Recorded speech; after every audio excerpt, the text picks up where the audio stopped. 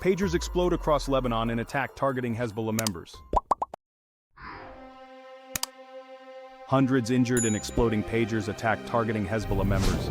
Hundreds of people in Lebanon have been injured in an attack targeting the pagers of Hezbollah members, a Lebanese security source told CNN Tuesday. Lebanese Health Ministry urges all health workers to report to work. Health workers across Lebanon are being asked to report to work, given the large number of injured people being transferred to hospitals following Tuesday's pager explosions, Lebanon's Ministry of Health said. Officials have also called for people to donate blood in anticipation of increased need. Israeli military not commenting on pager explosions. The Israel Defense Forces has said it will not be commenting on the reported explosions in Lebanon. Since war broke out between Israel and Hamas in Gaza on October 7th, there have been almost daily exchanges of fire across the Israel-Lebanon border. Videos appear to show moments of pagers exploding. Footage shared online shows people in Lebanon going about their days before their pagers exploded. In one video, a man is seen shopping in a fruit and vegetable market before an object explodes from his midriff. The man collapses to the ground and cries out in pain, while other bystanders scatter in fear. In another, security camera footage shows a man about to pay for goods at a store before something on his person explodes, sending a burst of smoke into the air. In another, a person films the damage inside a bedroom after an apparent explosion. 2 holes have been torn through the top and bottom of a drawer, smashing a nearby mirror and scattering debris across the room. Here's where explosions occurred, according to Lebanese security forces. The explosions impacted several areas in Lebanon, particularly the southern suburbs of Beirut, according to Lebanon's internal security forces. Explosions reportedly occurred in the southern suburb of Beirut, known as Dahiya, in the towns of Ali al-Nari and Riaq in Lebanon's central Bekaa Valley, and in Sidon and Tyre in southern Lebanon. Iran's ambassador to Lebanon hurt in pager explosion. State media reports. Iran's ambassador to Lebanon, Mojtaba Amani, was injured in a pager explosion on Tuesday in Beirut, according to Iranian state media IRNA. Amani has a superficial injury and is currently under observation in the hospital, IRNA reported, citing his wife. 2 employees of the Iranian embassy were also injured, according to Iran's semi-official Fars news agency. Hezbollah says explosions killed 3, including 1 child and 2 members of the group. The pager explosion incident in Lebanon on Tuesday killed 3 people, including a child and 2 members of the militant group, Hezbollah said on its Telegram channel on Tuesday. The explosions occurred around 3:30 p.m. local time and impacted workers in various Hezbollah institutions, the group said, adding that a large number of people were injured. Hezbollah said its security apparatus has launched an investigation into the incident, stopping short of blaming any party for it. We confirm that the resistance at all levels and various units is at the highest level of readiness to defend Lebanon and its steadfast people, it said. Pager explosions come after Israel expands war objectives. The pager explosions come after Israel's security cabinet voted Monday to add another war objective to its ongoing conflict with Hamas and Hezbollah, ensuring the safe return of residents from communities along its border with Lebanon to their homes. Israel will continue to act to implement this objective, Prime Minister Benjamin Netanyahu's office said Monday. After nearly a year of cross-border exchanges between Hezbollah and Israel, tens of thousands of people have been displaced from their homes in southern Lebanon and northern Israel. While the return of residents of northern Israel has long been understood to be a political necessity for Netanyahu's government, this is the first time it has been made an official war goal. Before Monday's vote, Netanyahu had said it won't be possible to return residents to the north without a fundamental change in the security situation along the border, his office said. He added that Israel will do what is necessary to return residents to their homes.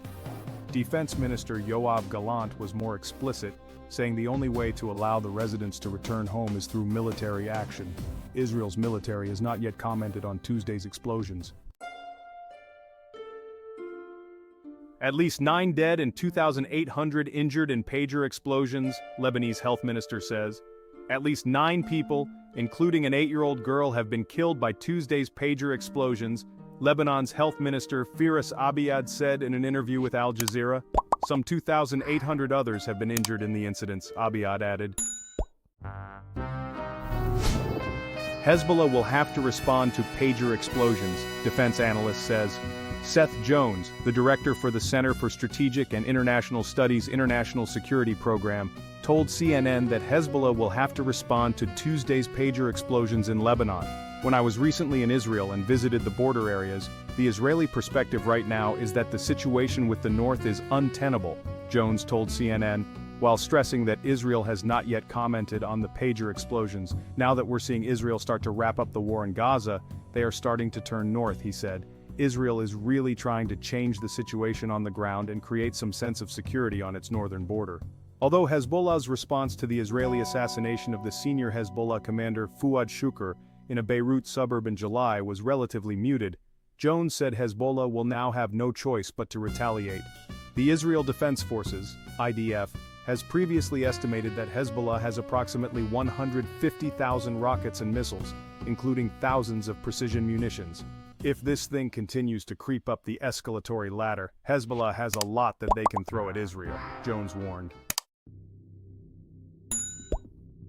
Over 150 people injured in explosions are in critical condition, according to Lebanese health minister.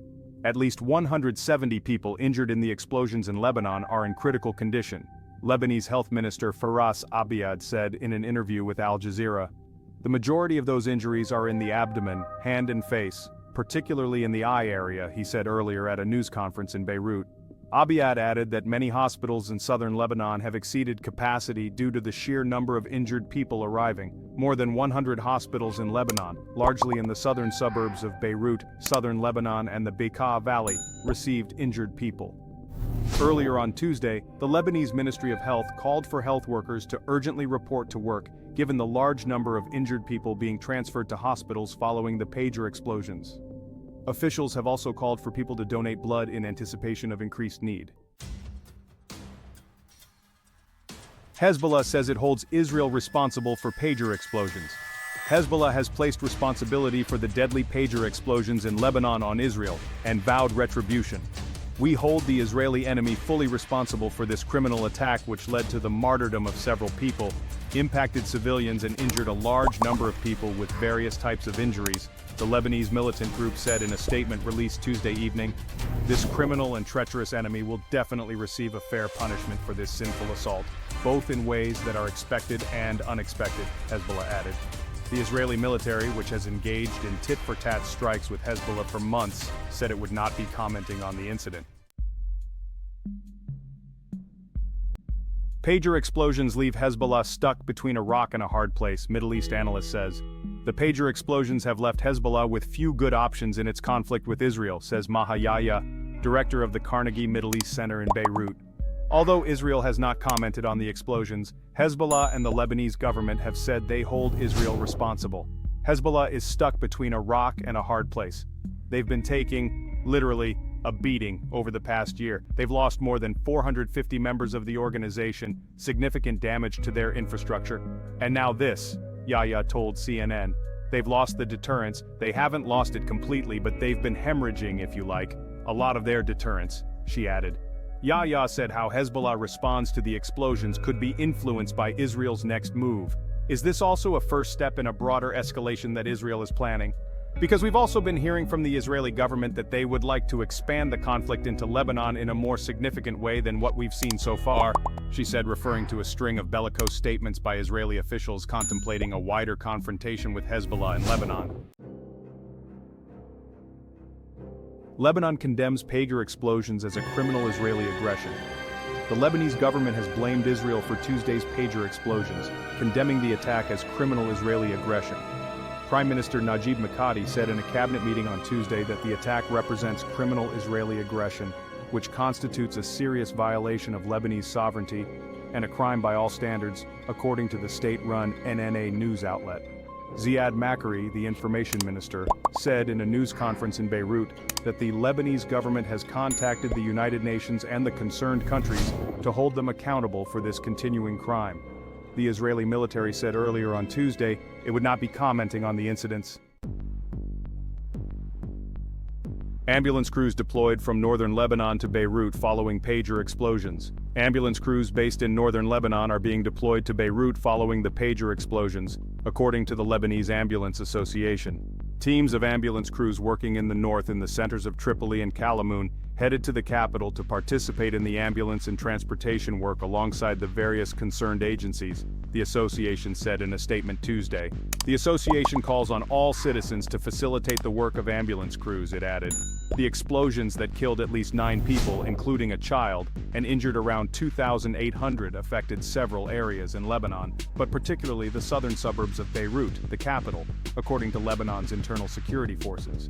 State media NNA reported that hacked pager devices also exploded in the towns of Ali al-Nari and Riyak in Lebanon's central Bekaa Valley, causing a significant number of injuries. How was this pulled off? Here are the theories. Experts have shared 2 competing theories as to how hundreds of pagers could have exploded simultaneously. One theory is that there was a cybersecurity breach, causing the pager's lithium batteries to overheat and detonate. Another is that this was a supply chain attack, where the pagers were tampered with during the manufacturing and shipping process. David Kennedy, a former U.S. National Security Agency intelligence analyst, told CNN that the explosions seen in videos shared online appear to be too large for this to be a remote and direct hack that would overload the pager and cause a lithium battery explosion. Kennedy said he found the second theory to be more plausible. It's more likely that Israel had human operatives in Hezbollah. The pagers would have been implanted with explosives, and likely only to detonate when a certain message was received, he said. The complexity needed to pull this off is incredible. It would have required many different intelligence components and execution. Human intelligence, or HUMINT, would be the main method used to pull this off, along with intercepting the supply chain in order to make modifications to the pagers, he added. Pager explosions are a significant escalation as hostilities between Hezbollah and Israel simmer. For most of the past year, cross-border skirmishes between Israel and Hezbollah have been the daily background music to life in Lebanon. But Tuesday's exploding pagers attack represents a level of escalation that is perhaps even greater than the assassination of Fuad Shukr, the senior Hezbollah commander killed by an Israeli airstrike on a Beirut suburb in late July. Although Israel is refusing to comment on the explosions, Hezbollah has said it holds Israel fully responsible for this criminal attack. The Lebanese government has also blamed Israel for the attack. The simultaneous explosion of hundreds of pagers across Lebanon represents a physical and symbolic hit on Hezbollah that was landed, presumably by Israel. In fact, this is just the latest in a series of blows to the militant group. After the assassination of Shukr, Hezbollah waited nearly 4 weeks to launch its response, firing some 300 rockets and drones at Israel in retaliation, the majority of which were shot down by Israeli air defenses. Now perhaps thousands of Hezbollah militants have been injured in the pager explosions, a major blow to the Iranian-backed group.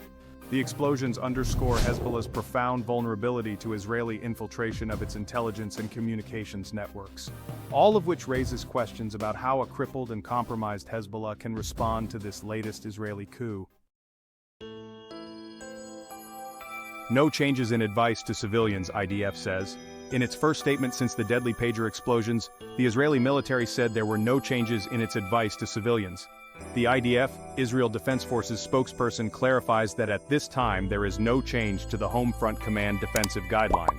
The public are asked to remain alert and vigilant, and any change in policy will be updated immediately, the military said in a statement. Chief of Staff Herzi Halevi held a situational assessment on Tuesday evening focusing on readiness in both offense and defense in all arenas, it added.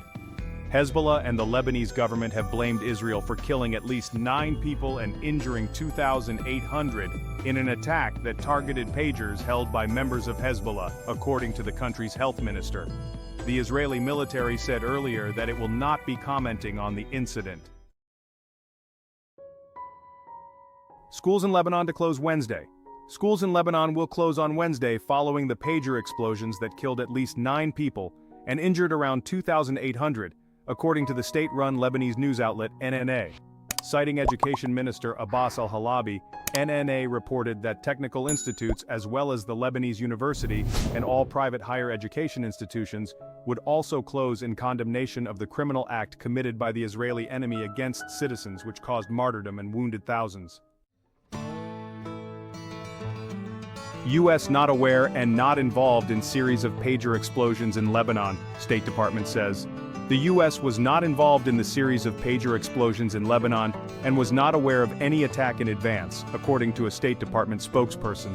The U.S. was not aware of this incident in advance, and at this point, we're gathering information, said State Department spokesperson Matthew Miller, who repeatedly referred to the matter as an incident, not an attack. Miller would not say what information the U.S. has so far, and would not say whether the U.S. assesses that Israel is responsible or not.